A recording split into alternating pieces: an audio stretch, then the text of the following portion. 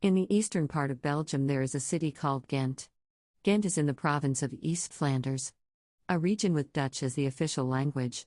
Ghent is about an hour by car from Brussels, the capital of Belgium. And it's the second largest city in Belgium. Ghent is an ancient city. Its foundation can probably be traced back to the 7th century. This becomes evident when you walk through the city and take a look at the many medieval buildings that still characterize the city today. An ancient city but still modern the way it has been designed. It is amazing. The combination of antiquity and modernity that gives the city of Ghent an artistic touch.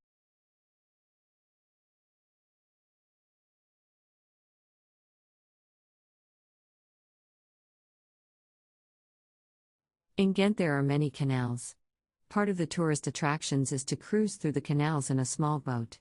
There also are many restaurants that present Belgian cuisine in an excellent way. If you like this video, follow me and subscribe to my channel. Thank you very much for watching.